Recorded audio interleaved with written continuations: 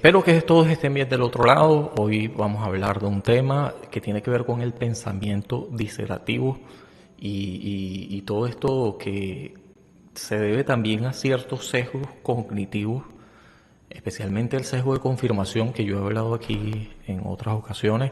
Daniel Kahneman, él tiene un libro, yo aquí he hablado específicamente de ese libro también, que habla de los diferentes sesgos que ocurren y que son distorsiones en el aprendizaje, en lo que uno cree conocer, que terminan de alguna manera alterando, haciendo una especie de ceguera selectiva y hasta puede ser sordera selectiva, pero bueno, especialmente vamos a hablar de la ceguera selectiva.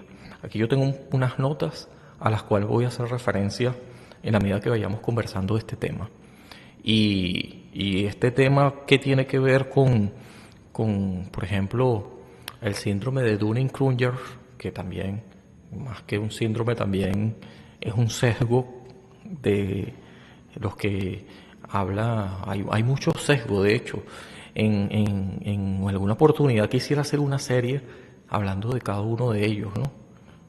Esto hay mucho que hablar, mucho contenido también por ahí publicado y sí que vale la pena dedicarle un poco más exhaustivamente a cada uno, ¿sí? A cada uno de estos sesgos. Pero nuestras expectativas nos engañan, empezando por esa pregunta.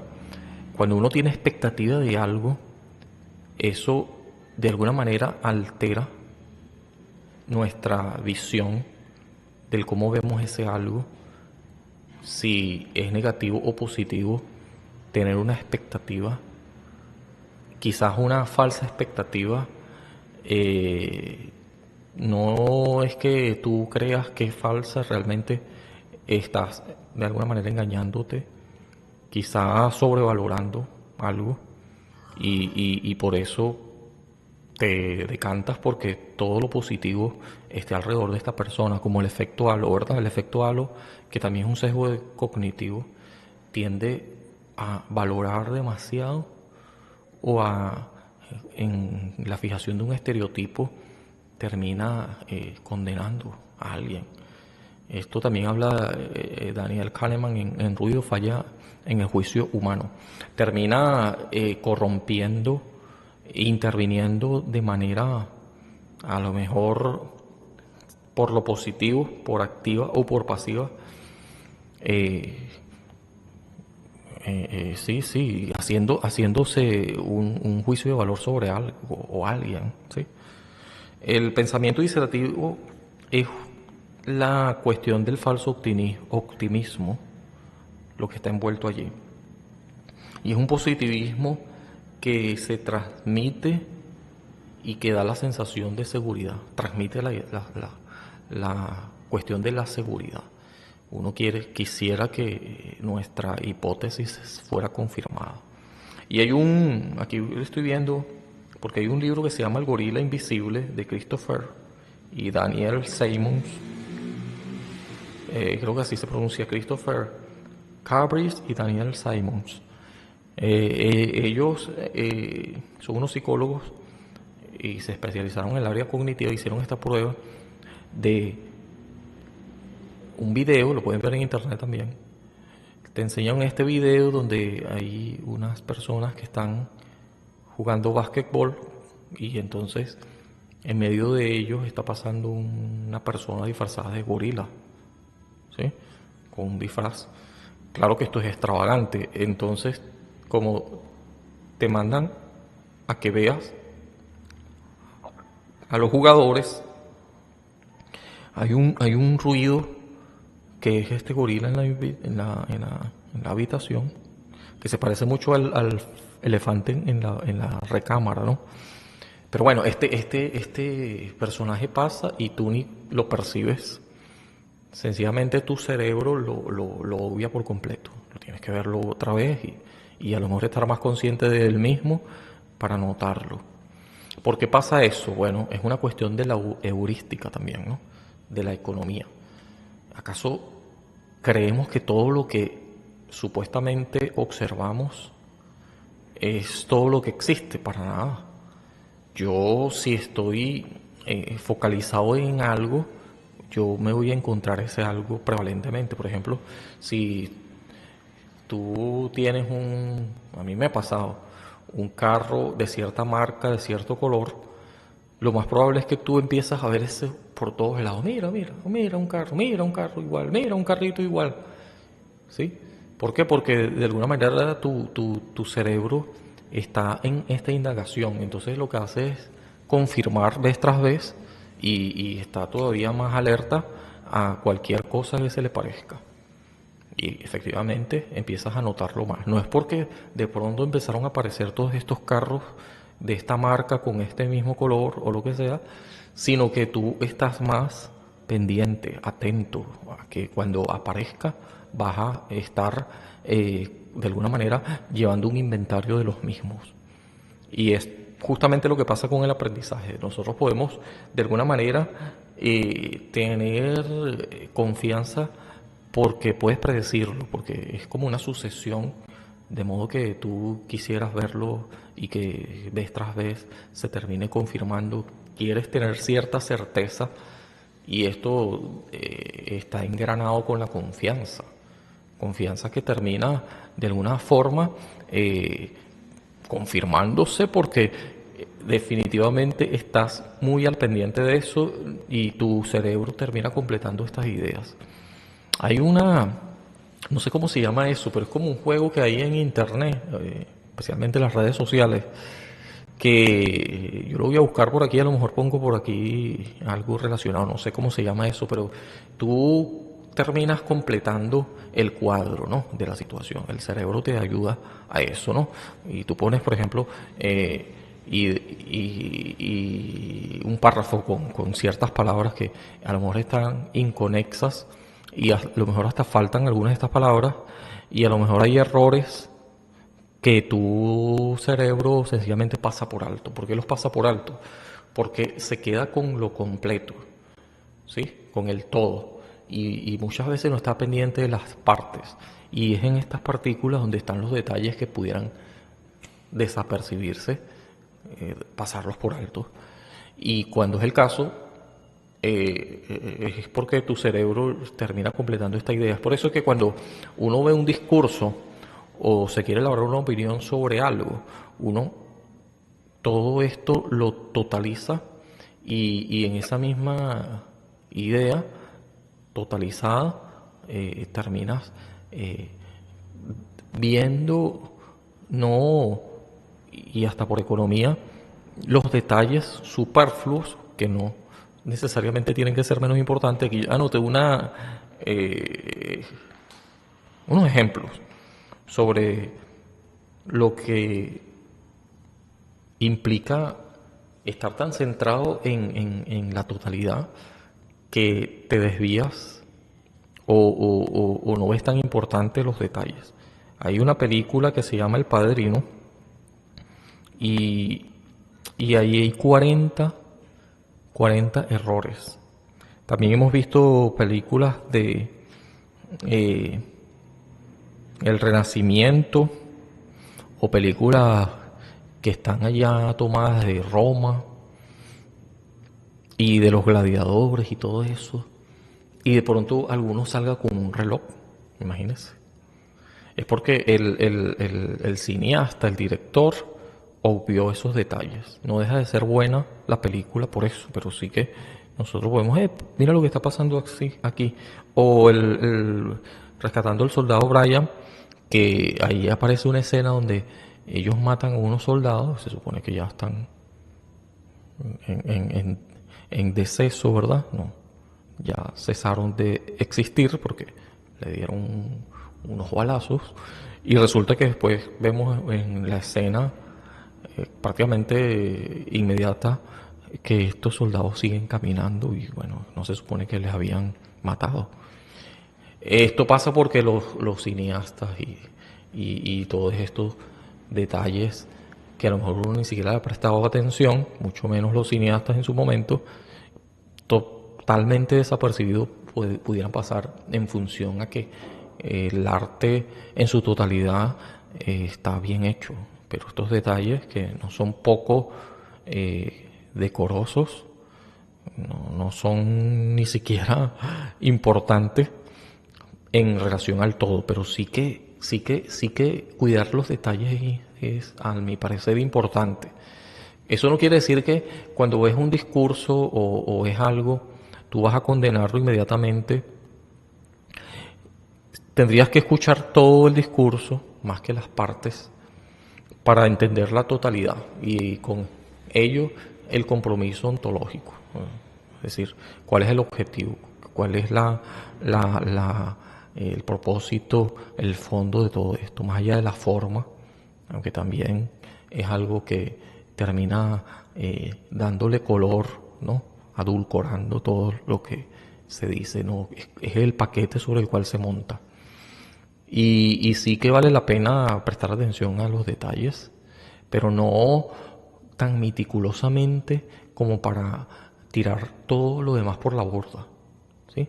Sino más bien para que en este cuidado termine de alguna manera presentando una obra lo más nítida, un trabajo lo más completo y por completo estamos diciendo que íntegro, ¿sí? Ahora, el caso está, que es el que estamos hablando, es que la anticipación te lleva a establecer ciertos patrones y que estos en una continuidad se deban seguir dando, ¿sí? Esto es un falso optimismo, es un positivismo que transmite una idea de una sensación de seguridad que no es el caso, ¿sí? El gorila invisible demuestra eso. Cómo se pueden pasar por alto cosas que realmente son garrafales. Que es como el famoso dicho de que ¿por qué miras la paja en el ojo de tu hermano cuando resulta que tienes una viga en tu propio ojo? Entonces esta hipérbole relacionada a que estar pendiente de los detalles sí que es importante, y la actitud con que veas las cosas en relación a esta persona o este fenómeno o este suceso no debería darte un mérito para juzgar todo lo que implica, ¿no? Como que el hecho de que se pasen por alto no está bien, pero el hecho de que se insista y se persista y hasta se condene algo, y hay gente que es así como más, y se cree perfeccionista, cosa que lo que crea es pura ansiedad, ¿no? Si yo quiero que las cosas salgan bien, yo debería asegurarme, no que la persona con esta presión de que salgan bien, que por la misma se magnifican los errores posibles y estás degradando también la capacidad artística, la capacidad de generación espontánea o de la creatividad, ¿no? Sí, el pensamiento crítico. El pensamiento crítico va del hecho de que tú también, sin necesidad de tanta presión, puedes hacer fluir lo que quieras, ¿sí? Todo entra en un marco, pero no debe eso ser un corsé que termine ahorcando y todo el tiempo desacreditando cualquier cosa que se vea. Pasa lamentablemente en una escuela, en la educación tradicional sobre todo, ¿no? Donde se quiere hacer que esta personita, y mire que hay que respetar a la persona, además que está en un proceso de enseñanza-aprendizaje y por supuesto que ahí va a haber ensayo y error, y resulta que terminas condenando estos errores de tal manera que creas un trauma que a veces las personas quieren salir de allí porque no quieren verte más, no te lo van a decir tampoco, o quieren terminar la escuela y algunos hasta ni siquiera termina más bien por convertirse en una estadística mucho más amplia la deserción escolar. El tirar la toalla porque esta presión No estoy diciendo que estén justificados, pero sí que hay un punto detonante que puede venir por cualquier cosa, pero que no sea por el docente, la persona que enseña. Debería fomentar lo contrario, debería fomentar el hecho de que se explore la creatividad, que haya espacio para que esto sea posible. Hay una cuestión que dice el currículum básico de aquí de Ecuador, de donde yo estoy, que dice que la idea es crear o hacer un ciudadano justo, solidario e innovador. Y a mí me llama la atención la idea de innovador. Una persona innovadora no reproduce lo mismo. Es probable que parta de lo mismo por aquello de la autopoiesis, ¿no? Que yo he hablado aquí en otro lugar, en otro podcast. En otro episodio, quiero decir, creo que rápidamente, autopoiesis. Sí, y entonces tú, claro, que quieres perpetuar lo mismo, pero no es que eso quiere decir, y no debería ser el caso, que quieras preservar todos los detalles, a lo mejor la esencia, y mejor todavía si es algo completamente inédito, porque esto resultaría todavía mucho más eh, eh, en esencia una creatividad plena que termine a lo mejor rompiendo ciertos paradigmas. Claro, nadie quiere que sus paradigmas, que son suyos supuestamente, su orgullo es lo que está de por medio, que eso se vea relegado por otra cosa.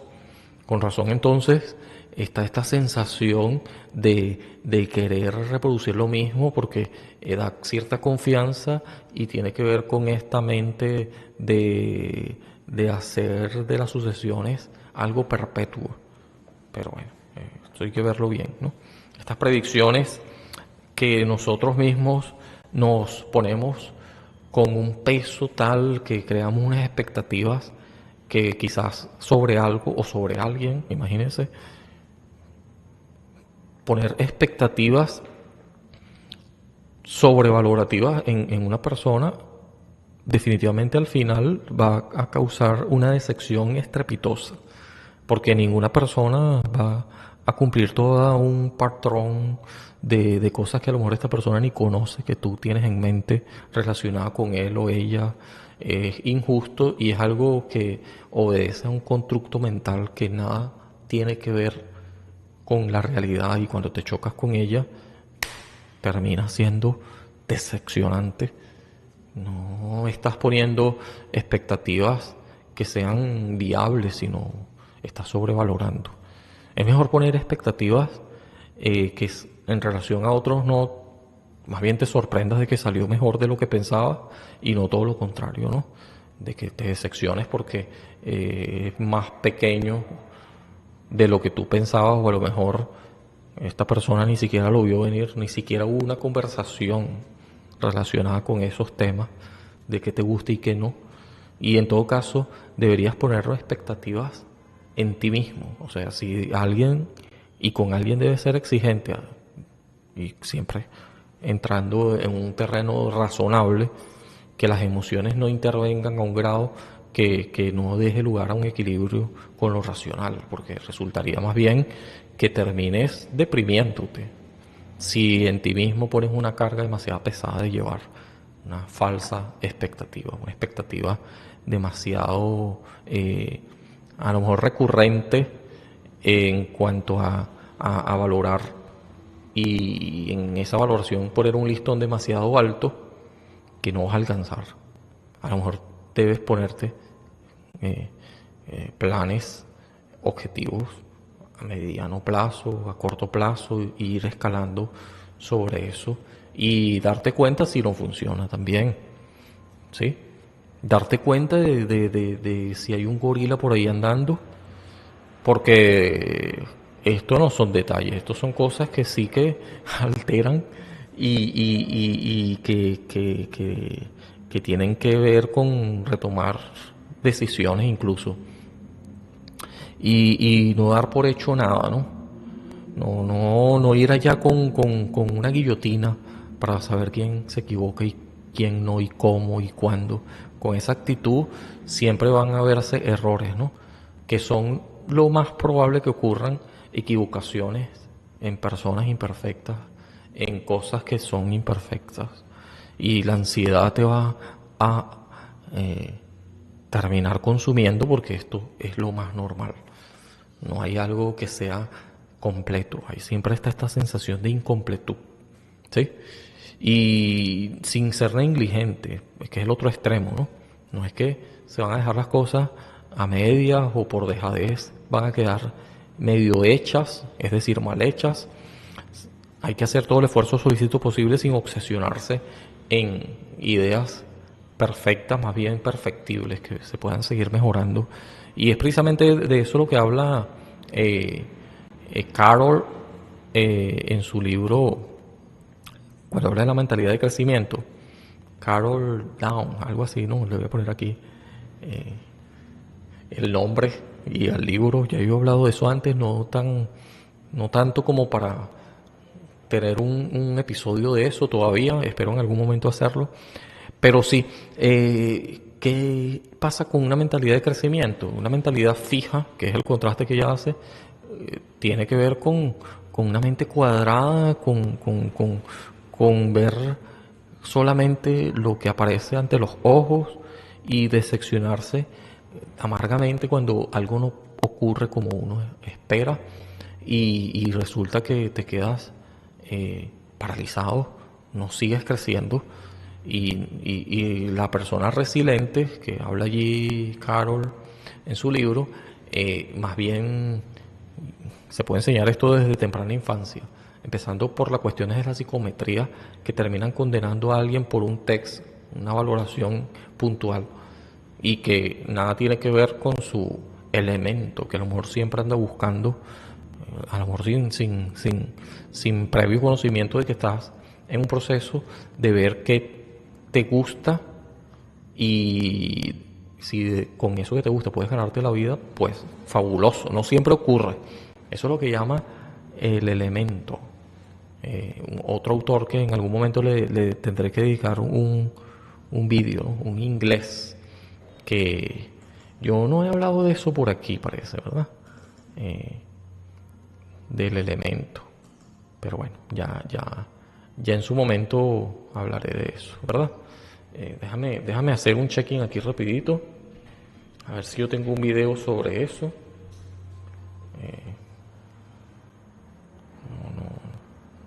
Creo que sí lo tengo. Lo estoy buscando aquí en mi canal de Ken Robinson. Entonces, bueno, Ken Robinson es que habla del elemento. Yo creo que yo sí hice un video sobre eso. Si lo hice, le voy a dejar el enlace. Si no, lo tengo pendiente de hacer, y al igual que el de Carol. ¿Sí? Bueno, no sé si yo también hice uno de Carol, hablando de la mentalidad fija y la mentalidad de crecimiento. Sí hablé de eso en algún momento, pero no creo sinceramente que yo haya hecho un video específicamente hablando de ese tema. Aunque el de el elemento, sí lo hice. Sí lo hice. En el episodio 39. Bueno, en fin. El caso está en que cuando nosotros vemos errores por todas partes o vemos todo positivo, es porque eso va a depender de nuestra determinación ya previa, por supuesto, de encontrarnos con eso, ¿no? Y no tiene nada que ver con que bueno, pídeselo al universo, mientras más lo pida mejor. No es el caso, porque es verdad que el efecto Pigmalión, la manera positiva, también hay una manera negativa. Yo aquí hablé del efecto Pigmalión en su momento también en otro vídeo. Es verdad que termina diciéndonos de que cuando tú, por aquello de la programación neurolingüística, que parece más pseudociencia que ciencia, la verdad, pero yo sí creo que esto va en códigos, ¿sí? Y estos códigos tienen que ver con el lenguaje, ¿no? Mientras tú más te enfoques en algo, y no solamente de manera mental, sino que te pones a trabajar en eso, pragmáticamente, mejor. Pero también es bueno que tú sepas discernir si debes seguir por ese camino. No vas a insistir en un lugar que no has encontrado nada por el momento y parece que no hay posibilidad de hacerlo más tarde tampoco. Entonces, muchas veces las personas se quedan allí solamente porque ya le han dedicado mucho tiempo o porque se acomodan allí como quien se acomoda a su captor de esta cuestión que yo he hablado por aquí, que ocurre con el síndrome de Estocolmo, ¿no? Pero bueno, lo cierto es que nos podemos sacudir y justamente eso es lo que hace una persona con mentalidad de crecimiento.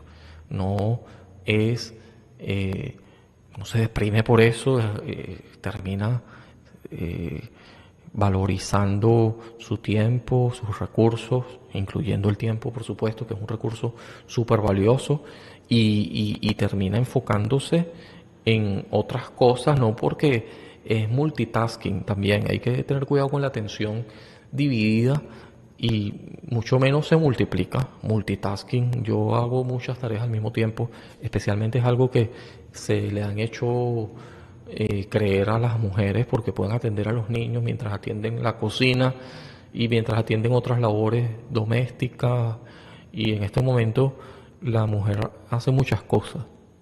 No es como en la época del medievo ni como en la época de los 60. La mujer es un ser humano súper valioso, inteligente, que hace demasiadas cosas, es verdad, pero yo no estoy en ningún acuerdo, no estoy de acuerdo para nada en el multitasking, porque da la sensación de que puedes hacer todo y que la atención se multiplica cuando el caso está en que ya, yo hablé en algún momento de la atención, ya la atención es difícil porque hay muchos ruidos, ¿no? Y uno tiene que enmascarar todos estos ruidos para prestar atención. Imagínese multiplicarla, imagínese dividirla, mucho menos multiplicarla. Entonces el multitasking es peligroso. En este mundo donde vivimos ahora, donde tienes que prestar atención a los detalles para que no te lleven por delante. A lo mejor cuando usted está tan enfocado en un proyecto y va por el camino hablando con alguien y va distraído y no se le olvida que, o mejor dicho, se le olvida más bien que está en un mundo donde hay carros, bicicletas, motos, que hay muchas cosas alrededor, que si no estás pendiente de estos detalles puedes desgraciarte la vida. Hay que estar pendiente de los detalles, volver. Es como que a quien hace zoom, pero que otra vez se contrae y se termina sucediendo más bien que esta capacidad de abstracción, que de eso voy a hablar rápidamente en un momento, me llama la atención este tema, nosotros abstraemos, ¿no? No el todo es lo que nosotros contenemos. Nosotros cuando hacemos abstracción, por ejemplo, si usted hace un mapa, usted no está poniendo todos los detalles, pero sí lo suficiente como para que en su mente cree una huella y termine guiándole. Si usted hace un mapa tal cual con todos los detalles, está haciéndolo del tamaño de la misma ciudad con todos los detalles, ya no sería un referente, sino más bien ni siquiera un equivalente, sino es un semejante, tal cual, idéntico. No, nosotros tenemos ni siquiera, pudiéramos concebir una mente especular, sino una mente pictográfica, ¿sí? Pictórica. Ahí podemos hablar de ese tema otro momento, hablando de Wittgenstein. Así que resulta que nuestra percepción de este pensamiento desiderativo, así es el tema que le voy a poner, tiene que ver con una distorsión cognitiva que termina reforzándose mutuamente por confirmación. Esto también ocurre con nuestros pares y sobre todo cuando hay amigos que no te dicen todo lo que tienen que decirte, sino que te regalan los oídos, terminan confirmándote algo que no es tal cosa. Es mejor una verdad explícita que un amor oculto, ¿no? ¿Qué prefiere usted, por ejemplo? Que comerse una hamburguesa pequeñita con buen sazón tal cual, o una grandísima que tenga de todo, pero es de plástico. Entonces a veces uno se decanta por esta, pero es de plástico, es sintética. Entonces es mejor darse un golpe con la realidad, pero estás convencido, al menos tienes la mayor certeza de que es una realidad y no es una cuestión ilusoria, que a nuestro cerebro le gusta siempre completar, para bien o para mal, hay que tener cuidado. ¿Ves? Nosotros completamos ideas y siempre tenemos esta actitud que es prejuiciosa, termina siendo en deterioro de nuestra capacidad de entender con abstracción, consciente de que no es el todo, sino apenas una parte y apenas una perspectiva o sí, una interpretación, un juego del lenguaje más, y nada tiene que ver con que lo entiendes todo. Sí, entonces el pensamiento disertativo más bien, en pocas palabras, tiene que ver con el deseo. Lo que yo deseo o mis expectativas, debo tenerlas comedidamente a tierra, que pisen tierra, bajo control. Porque este pensamiento desiderativo me pudiera llevar a frustraciones, a depresiones, y es mejor darse un golpe con la realidad y estar consciente de todo lo que implica, y con esto se puede trabajar o no. Al menos tengo los datos más o menos completos, y no extasiarme con datos que yo me invento, o con mucho menos poner en algo o alguien una coraza, una capa que no le cabe a esto, ¿no?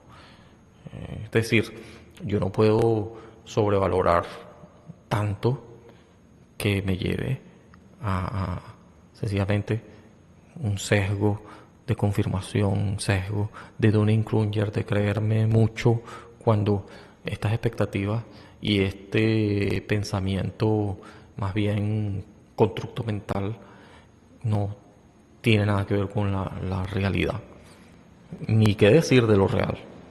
El pensamiento desiderativo es positivo a veces es negativo. Hay que hacerlo comedidamente y bueno, no exigir tanto de otros, o no más de lo que tú mismo tengas que exigir de ti mismo, en función también de cuidar tus expectativas y de cuidar que no te vayas a ir por un camino que, que no haya un retroceso posible, ¿sí?